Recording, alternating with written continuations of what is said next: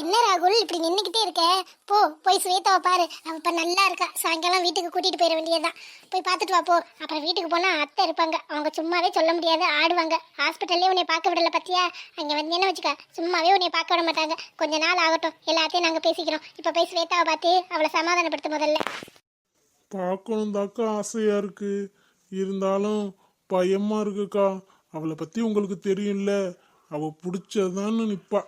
ஏதோ தப்பு பண்ணிட்டேன், இருந்தாலும் என்னை பார்த்தோன்னே பேசுவாளான்னு தெரியல. அவ நல்லா இருக்கால்ல, அதுவே போதும். நான் வேணா அப்படியே போயிரட்டுமா? சரி போ, எனக்கு ஒன்றும் பிரச்சனை இல்லப்பா. போறதுன்னா போ. என்னக்கா பொசுக்குன்னு இப்படி சொல்லிவிட்ட போன்னு? நான் போவாப்ப ஸ்வேதாவை பார்க்க வேணாமா? நீ என்ன ஒரு அக்காவா? எதுக்கு இப்படி பண்ற? அப்புறம் போய் பாருன்னு சொன்னா பார்க்க மாட்டேன்னு சொன்னா போன்னு சொல்லுவாங்க. நீ என்ன சின்ன பாப்பாவா உன்னை தூக்கி கொண்ட ரூம்ல இருக்கு? உனக்கு ஸ்வேதா வேணும்னா நீ இந்த போய் பேசி ஆகணும். இந்த விஷயத்துலலாம் நான் ஹெல்ப் பண்ண முடியாதுப்பா. இல்லக்கா, அவ திட்டுவா. திட்டுனா வாங்கிக்க தம்பி. இதெல்லாம் என்ன, கொஞ்சம் கொஞ்சமா பழகிக்க. இனிமே கொஞ்சம் கொஞ்சமா உனக்கு எல்லாமே பழகிடும். இத்தனை நாள்ல நீ கொஞ்ச நாள் கூட திட்டு வாங்கினதே இல்லையா? இல்லக்கா, பயமா இருக்கு. திட்டுவா, இருந்தாலும் இப்போதைக்கு பேசுவாளான்னு கூட தெரியலையே, அதான் பயமா இருக்கு. அதெல்லாம் ஸ்வேதா பேசுவா. மனசுல எதையும் வச்சுக்க மாட்டா. மனசுல என்ன நீ தான் இருக்கான்னு நினைக்கிறேன். நீ போய் முதல்ல பேசிட்டு வா, நான் அப்புறமா வரேன். சரிக்கா, என்ன வேணாலும் சரி, நான் போய் பேசிட்டு வரேன். ராகுல், நீயா? நீயே இப்ப இங்க வந்த? என்னை பார்க்க எதுக்கு வந்த? எனக்கு உடம்பு சரியில்லைன்னு உனக்கு யார் சொன்னது? உன்னை யாரு முதல்ல இங்க வர சொன்னது? என்ன ஸ்வேதா, பார்த்தோன்னே எப்படி இருக்க, என்ன பண்ற அப்படின்னு கேட்பாயின்னு நினைச்சேன். எதுக்கு வந்தேன்னு கேக்குற? உன்னை பார்க்க தானடி வந்தேன். நான் எதுக்கு உங்களை கேட்கணும்? இந்நேரம் கல்யாணம்லாம் முடிஞ்சிருக்குமே. நல்லா சந்தோஷமா தான் இருப்பீங்க. எங்க உங்க பொண்டாட்டியை கூட்டிட்டு வரலையா? வரலே சொல்லிட்டாங்களா? பரவாயில்ல, நீங்க ஏன் என்னை பார்க்க வரீங்க? என்னை பார்க்கணும்லாம் ஒன்றும் அவசியம் இல்லை. புதுசா கல்யாணம் ஆனவங்க போய் பொண்டாட்டியோட ஊர் சுத்த வேண்டியதானே. அங்கே எங்கேயும் கூட்டிட்டு போகலாம். முடியாத வேலை பார்க்கறதுக்கு எதுக்கு வரிய? நீங்க ஒன்றும் தப்பு கணக்கு போட்டுறாதீங்க. உங்களுக்காகலாம் நான் ஒன்றும் தூக்க மாத்திரையை சாப்பிடல. எனக்கு மனசு சரியில்லை, அதனால சாப்பிட்டேன். பாவம் பார்த்தலாம், யாரும் என்னை பார்க்க வர வேண்டாம். அடியே, என்னை பேச விடுடி. நீ வாட்டுக்க படப்படன்னு பேசிட்டே போனா எப்படி? நீ சொன்னதை நான் கேட்கலதான். உன்னை நம்பாம உன்னை ரொம்ப திட்டி உன்னை மனசை கஷ்டப்படுத்திட்டேன். அதுக்காக எதுக்குடி இப்படி பேசுற? உன்னை பாக்குறதுக்கு தானடி வந்தேன். உனக்கு உடம்பு சரியில்லை, நீ இப்படி சாப்பிட்டு படுத்திருக்கவும் மனசு எவ்வளவு கஷ்டமா இருந்துச்சு தெரியுமா? ஒரு வாரமா நானும் ஒழுங்கா சாப்பிடவே இல்லடி. ராகுல், சும்மா என்னை போட்டு டென்ஷன் பண்ணாத. நான் அப்பதான் உன்னை கொஞ்சமாச்சும் மறந்துட்டு நிம்மதியா இருக்கணும்னு நினைக்கிறேன். நீ பாட்டுக்க சும்மா எதையும் போட்டு இது பண்ணாத. உன்னை பார்த்தாலே எனக்கு பிடிக்கல. முதல்ல கிளம்பு. என்னடி இப்ப எதுக்கு தாண்டி இப்படி பேசிக்கிட்டு இருக்க? நீ தான் நல்லா கல்யாணம் பண்ணிட்டீல்ல, அப்புறம் என்ன? நான் சொல்றது எதையுமே கேட்கல. உனக்கு உன் சித்தி தான் முக்கியம்னு சொல்லிட்டீல்ல. உங்க சித்தி பார்த்த பொண்ணே கல்யாணமும் பண்ணிட்டேன். இதுக்கப்புறம் எதுக்கு நீ என்னை பார்க்க வர? என்னை பார்க்க வர்றதுக்கு என்ன இருக்கு? உனக்கும் எனக்கும் என்ன சம்மந்தம் இருக்கு? வீட்டுல யாராச்சும் பார்த்தாங்கன்னு வச்சுக்கவே, ஏதாச்சும் சொல்லுவாங்க. பேசாம போயிரு. ஏய் ஸ்வேதா, எனக்கு கல்யாணமே ஆகல. சும்மா கல்யாணம் பண்ணிட்டேன்னு பேசாத. அவ வேணான்னு சொல்லிட்டு நான் வந்துட்டேன். போதுமா? எனக்கு நீ தாண்டி வேணும், நீ மட்டும்தான் வேணும். அதுக்காக தான் உன்னை பார்க்க வந்தேன். என்ன ராகுல் சொல்ற? நிஜமாவா? ஏன்? அதெல்லாம் நான் அப்புறம் சொல்றேன். உனக்கு உடம்பு ஓகே தானே? எதுக்குடி இப்படி பண்ற? அதெல்லாம் ஓகே தான். கல்யாணத்தை தான் நிப்பாட்டிட்டு வந்திருக்கீங்க. உங்க சித்திலாம் நல்லா இருக்காங்களா? காசு இல்லைன்னு வேற பொண்ணு எதுவும் பார்க்கணும்னு சொல்லியிருப்பாங்க. அதனால கல்யாணத்தை நிப்பாட்டி இருப்பீங்க. உங்களை பத்தி எனக்கு தெரியாது. உன்னைய பத்தியும் தெரியும், உங்க சித்தியை பத்தியும் தெரியும். ஆனா உனக்கு தான் இன்னும் உங்க சித்தியை பத்தி தெரியல. தெரிஞ்சுப்ப. தெரியும் போது உன் கூட யாரும் இருக்க மாட்டாங்க. அடியே லூசு, எங்க சித்தியை பத்தி எனக்கு தெரிஞ்சுதுடி. அதனால தாண்டி யாருமே வேணான்னு தூக்கி எரிஞ்சிட்டு உன்னையே தேடி வந்தேன். பார்த்தா நீ இப்படி பண்ணிக்கிட்டு ஹாஸ்பிட்டல்ல வந்து கிடக்குற. நேத்து பார்க்க வரலான்னு பார்த்தா உங்க அம்மா என்னை உள்ளேயே விடல. இப்பதான் சாதனாக்கா தான் உள்ள விட்டாங்க, யாருமே இல்லாம இருக்கவும். அதனால தாண்டி உன்னை பார்க்க வந்தேன். நீ என்னை பேசவே விடாம நீ பாட்டுக்கு பேசிக்கிட்டே இருந்தா எப்படி? மனசு நிலைமையை புரிஞ்சுக்கவே. ஓ, எல்லாம் தெரிஞ்சதுக்கு அப்புறம் நான் வேணும்னு வந்திருக்கீங்க, அப்படித்தானே? நான் சொல்லும் போதே நீங்க நம்பல இல்ல. எல்லாம் பொய் பொய். எங்க சித்தி சொல்றதான் வேத வாக்கு. அப்படின்னு என்னை தூக்கி எறிஞ்சிட்டு போனீங்க வேணான்னு. அவங்க இப்ப கெட்டவங்க தெரிஞ்சோன்னே நான் வேணுமா? நீங்க நினைச்சா வேணும், இல்லைன்னா வேணாம். நான் என்ன பொம்மையா தூக்கி வீசுறது அப்புறம் போய் தூக்கி வச்சுக்கிறது? நான் மனசு தானே, எனக்கும் மனசு இருக்குல்ல. என் மனசு எவ்வளவு கஷ்டப்படுத்திருக்கோம். நான் பொய் ஒன்றும் சொல்லலையே, உண்மையை தானே சொன்னேன். உண்மையை சொல்லி கூட நீங்க நம்பாம இப்படி பண்ணது எனக்கு எவ்வளவு ஹர்ட் ஆயிருக்கும். ஒரு தடவை இவ சொல்றாள் எப்படி உண்மையா என்னன்னு பார்ப்போம் அப்பன்னு பார்த்து என்கிட்ட பேசியிருந்தா கூட ஒன்றும் தெரிஞ்சிருக்காது. பட்டுன்னு நீ வேணான்னு சொல்லிட்டு போயிட்டீங்க. இப்போ மறுபடியும் எதுக்கு தேடி வந்திருக்கீங்க? என்ன ஸ்வேதா இப்படி பேசுற? ஏன்டி இப்படி பண்ற? ஏதோ தெரியாம பண்ணிட்டேன்டி. அதுக்காக இப்படிதான் பேசுவியா ஸ்வேதா? நீ முதல்ல அழுகாதடி. இப்பதாண்டி கொஞ்சம் உடம்பு நல்லா இருக்கு. இன்னைக்கு வீட்டுக்கு போகணும்ல, ப்ளீஸ் டி. நான் பண்ணதெல்லாம் என்னை மன்னிச்சிடுடி. ஏதோ தெரியாம அறிவு கிட்டத்தனமா எங்க சித்தி மேல இருந்த பாசத்தினால அப்படி பண்ணிட்டேன்டி. ஆனா அவங்க இப்படி எனக்கு துரோகம் பண்ணுவாங்கன்னு நினைக்கவே இல்லை. நீ சொல்லும் போதே கொஞ்சம் நான் யோசிச்சிருக்கணும். அவங்க என்னை அப்படியே வளர்த்துட்டாங்களா, அவங்க மேல எந்த தப்புமே இருக்காது. நமக்காகவே வாழ்றாங்க, நமக்காகவே எல்லாத்தையுமே தியாகம் பண்ணியிருக்காங்க, அவங்க லைஃபையே நமக்காக சாக்ரிஃபைஸ் பண்ணியிருக்காங்க அப்படின்னு சொல்லி வளர்த்துட்டாங்களா. அதனால நீ சொன்னோன்னு சட்டுன்னு எனக்கு முடிவெடுக்க தெரியலடி. அவங்க தான் நல்லவங்க, அவங்கள பத்தி நீ தப்பா சொல்ற அப்படின்னு தாண்டி உன்ட்ட அப்படி ஹார்ஸா பேசிட்டு போயிட்டேன்.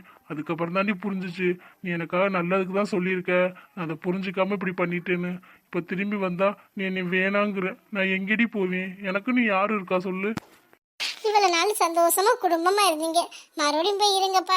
அதான் பிரியா இருக்கால, உங்க சித்தி போய் சொன்னா என்ன, அவளை கல்யாணம் பண்ணிட்டு சந்தோஷமா இருக்க வேண்டியதானே. ஏண்டி அவளும் ஃப்ராடா தானடி இருப்பா. இப்போ நீ என்ன தாண்டி சொல்ல வர?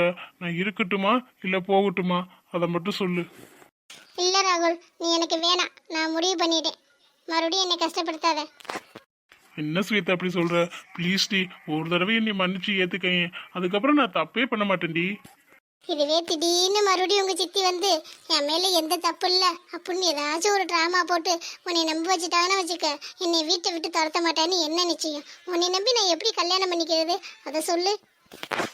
இல்ல ஸ்வேதா, மறுபடியும் அந்த மாதிரி நடக்காது, நான் உனக்கு ப்ராமிஸ் பண்றேன். இல்ல ராகுல், வேணாம், நமக்குள்ள செட் ஆகாது, நம்ம பிரேக்கப் பண்ணிக்கலாம், நம்ம சேர வேணாம், அது பெரும் கஷ்டம். உன்னை நம்பி வரவும் எனக்கு பயமா இருக்கு. சித்தி சித்தின்னு கிடப்பியா, திடீர்னு அவங்க வந்தா என்னை கலட்டி விட்டுட்டேன்னா நான் என்ன பண்றது? இப்போவாச்சும் கல்யாணம் ஆகிறதுக்கு மாதிரி பண்ணிட்டேன், ஏதோ மனசை தேடிக்கிட்டு இருந்துருவேன். கல்யாணத்துக்கு அப்புறம் வெளியில போடின்னு சொன்னா நான் எங்கே போவேன்? ப்ளீஸ் ராகுல், நீ போயிரு. இனிமே என்னை பார்க்க வராத, உன்னை பார்க்க கூடாதுன்னு நினச்சிக்கிட்டே இருந்தேன், ஆனா இப்படி பார்ப்பேன்னு நான் நினைக்கவே இல்லை. ப்ளீஸ் டி, ஒரு தடவை என்னை மன்னிச்சிருடி. இல்லை ராகுல், உன்னை மன்னிக்கிற நிலைமையில நான் இல்லை. எனக்கு கொஞ்சம் மனசு ஒரு மாதிரியா இருக்கு. நீ போறியா? போனீன்னா கொஞ்சம் நல்லா இருக்கும். சரி ஸ்வேதா, நான் போறேன். ஆனா வெளியில தான் நிற்பேன், நான் வீட்டுக்கெல்லாம் ஒன்றும் போகல. அங்கே போனாலும் எனக்கு யாரு இருக்கா? சவுத்தை தானே பார்த்துக்கிட்டு இருக்க மாதிரி இருக்கு. எனக்கு நீ தாண்டி வேணும். உன் மனசு வர்ற வரைக்கும் இங்கேயே தாண்டி இருப்பேன். நீ மனசை மாறிட்டா கூப்பிடு. எதுக்கு ராகுல் இப்படி பண்ற? மறுபடியும் எதுக்கு என்னை தேடி வந்த? நீ வேணான்னு நான் நினைக்கல, இருந்தாலும் எனக்கு பயமா இருக்கு. மறுபடியும் நீ விட்டுட்டு போயிட்டீன்னா அந்த வலி என்னால் தாங்கவே முடியாது. நான் என்ன பண்ணுவேன்னு எனக்கே தெரியாது. என் மனசுல இன்னும் நீ தான் இருக்க. உன்னை பார்த்ததும் உன்னை கட்டி பிடிச்சி முத்தம் கொடுத்து அழுகணும் போல இருக்கு. இருந்தாலும் நீ திடீர்னு மாறிட்டீன்னா நான் என்ன பண்றது? இப்போ கூட உங்க சித்தியெல்லாம் சும்மா விட்டுட்டு தானே வந்திருக்க. அவங்கள ஒரு வழி பண்ணிட்டு வந்திருந்தா கூட எனக்கு மனசாரி இருக்கும். அவங்க வாடு ஹாயா தானே இருக்காங்க, மறுபடியும் உன்னை தேடி வர மாட்டாங்கன்னு என்ன நிச்சயம்? கடைசி வரைக்கும் உன்னையே நினச்சிக்கிட்டு இருந்தேன் ராகுல். சாரி ராகுல், உன்னை ரொம்ப ஹர்ட் பண்ணிட்டேன். என்ன ராகுல், என்னாச்சு? மூஞ்சிலும் ஒரு மாதிரியா இருக்கு. ஸ்வேதா உங்ககிட்ட பேசினாலா பேசலையா? அக்கா, நான் தான் சொன்னல அவ என்கிட்ட பேச மாட்டேன்னு. அவ என்கிட்ட பேசுனா, ஆனா என் மனசை எவ்வளவு கஷ்டப்படுத்திட்டா தெரியுமா? நானும் அவன் மனசை கஷ்டப்படுத்திருக்கேன், இல்லைன்னு சொல்லல. இருந்தாலும் மறுபடியும் அவளை தேடி வந்திருக்குல்ல. எனக்கு யாருமே இல்லக்கா, எல்லாரும் வேணான்னு தூக்கி எறிஞ்சிட்டு தானே ஸ்வேதாவை தேடி வந்தேன். ஆனா அவ என்னை வேணான்னு சொல்லிட்டா. நான் எங்கே போவேன் சொல்லுங்க? என்ன ராகுல் சொல்ற? ஸ்வேதாவா அப்படியா பேசுனா?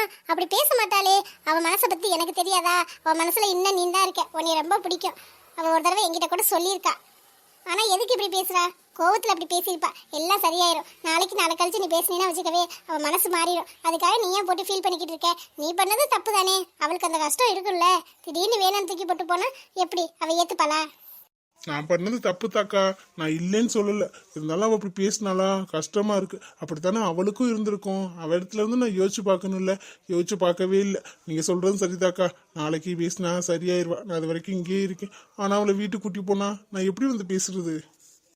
சரி விடு, அதுக்குள்ள அவளுக்கு உண்மையில லவ் இருக்குன்னு நான் எப்படியாச்சும் ப்ரூவ் பண்றேன். இல்லையா நீ வீட்டுக்கு வா, அத்தை இல்லாத நேரமா சொல்றேன், ஒன்றும் பிரச்சனை இல்லை.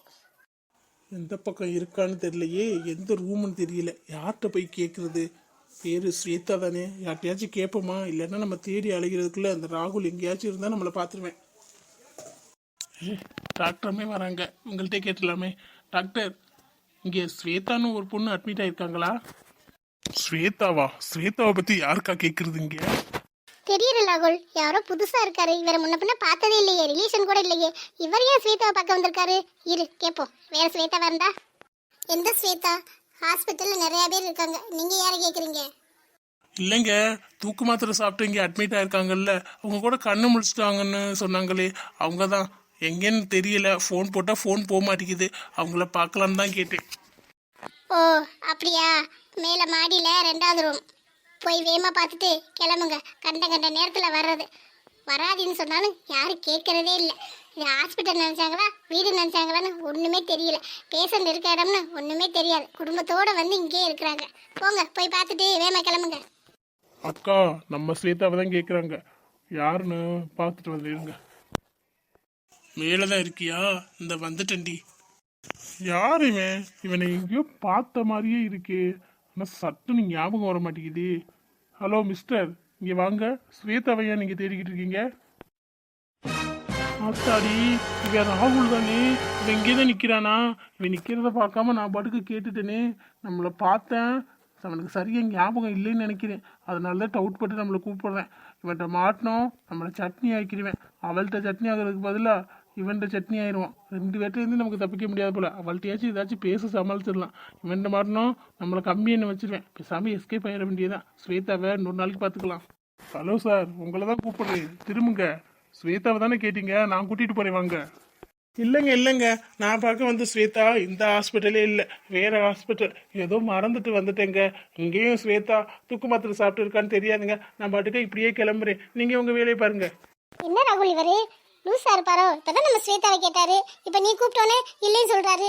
என்ன லூஸ் மாதிரி பேசிக்கிட்டு இருக்காரு? யார் இவரு, உனக்கு தெரியுமா? எங்கேயோ பார்த்த மாதிரி இருக்குன்னு சொன்னேன். இல்லைப்பா, நான் ஹாஸ்பிட்டல் மாறி வந்துட்டேப்பா, நான் போகிறப்பா. சரி, நீங்கள் போகலாம், வாங்க. இல்லை, நான் கிளம்புறேன், எனக்கு டைம் ஆச்சு. அந்த பொண்ணை போய் பார்த்துட்டு கிளம்பணும். எப்படி இருக்காளோ என்னென்ன இருக்காளோ. ஹாஸ்பிட்டல் தெரியாமல் கூட மாறி வந்திருக்கேன். ஒவ்வொரு ஹாஸ்பிட்டலும் இப்படி தான் மருந்து சாப்பிட்டுட்டு கிடக்குங்க போல. இங்கே பாரு, அதையும் கன்ஃபியூஷன் ஆயிடுச்சு. நான் போகிறேன். என்ன ராகுல், யார் அவரு? ஏதோ யோசிச்சுட்டே இருக்கேன். அதாங்க நானும் யோசிக்கிறேன். இவரை எங்கேயோ பார்த்துருக்கேன், ஆனால் எங்கன்னா சட்டுன்னு ஞாபகத்தில் வர மாட்டேங்குது. நல்லா பழக்கப்பட்ட மூஞ்சி, ஆனால் பிடிக்காத மூஞ்சி மாதிரி தான் தெரியுது. அவர் கண்டிப்பாக ஸ்வேதாவை தான் பார்க்க வந்திருக்காரு. என்னை பார்த்தோன்னு பம்மிக்கிட்டு ஓடுறாரு. என்னை பார்த்து ஏன் இவர் ஓடுறாரு? ஓ, இவரா? பார்த்துக்கிறேன். ஸ்வேதாவை தேடியா வந்திருக்கீங்க? யாரு ராகுல் அவரு, உனக்கு தெரிஞ்சவரா? ஆமாக்கா, அதெல்லாம் பெரிய கதை. அதை இன்னொரு நாளைக்கு நான் மெதுவாக சொல்கிறேன். இப்போ போய் ஸ்வேதா பத்திரமா இருக்கலான்னு பார்த்துட்டு வாங்க. சரி ராகுல், நீ கிளம்பு. நீ நாளைக்கு கூட வந்து பாரு. இப்ப அவ கோவமா இருப்பா, நான் கொஞ்சம் பேசி புரிய வைக்கிறேன், சரியா? சரிங்க அக்கா, ஸ்வேதா மனசுல நான் இருக்கேன்னு எனக்கு தெரியும். இருந்தாலும் ஒரு மாதிரி பேசினாலா, அதனால தான் மனசு கஷ்டமா இருந்துச்சு. மற்றபடி ஒன்றும் இல்லை. அப்படி இருந்தாலும் ஸ்வேதாவை நான் விட்டு கொடுத்துருவேனா? டெய்லி வந்து பார்ப்பேன். நீங்கள் பத்திரமா இருங்க. சாப்பிட ஏதாச்சும் வாங்கி வந்துட்டு போட்டுமா? இல்ல, கார்த்திக் போயிருக்காரு வாங்குறதுக்கு, வாங்கி வந்துருவாரு, நான் பாத்துக்கிறேன். நீ கிளம்பு. என்ன கோமதி, ஏதோ பேசணும்னு சொல்லி கோயிலுக்கு போலாம் வாங்கன்னு கூப்பிட்டேன். சாமி கும்பிட்டு வந்து உட்காந்தாச்சு. என்ன எதுவுமே சொல்ல இருக்க? என்ன மனசுல நினைச்சுக்கிட்டு இருக்க? அது ஒண்ணும் இல்லைங்க, நம்ம மீரா கல்யாணத்தை பத்தி நினைச்சுக்கிட்டு இருக்கேன். 2 பேரும் இப்படி சுத்திக்கிட்டே இருக்காங்க. 4 இடத்துல பாக்குறவங்க ஒரு மாதிரியா பேசுறாங்க. 2 பேரும் கல்யாணம் பண்ணிக்க போறவங்க தான், இல்லைன்னு சொல்லல. இருந்தாலும் கல்யாணம் பண்ணிட்டு சுத்தினா அது வேற மாதிரி இல்ல. அதான் சீக்கிரத்துல கல்யாணத்தை முடிச்சிடலாமா அப்படின்னு யோசிச்சுட்டு இருக்கேன்.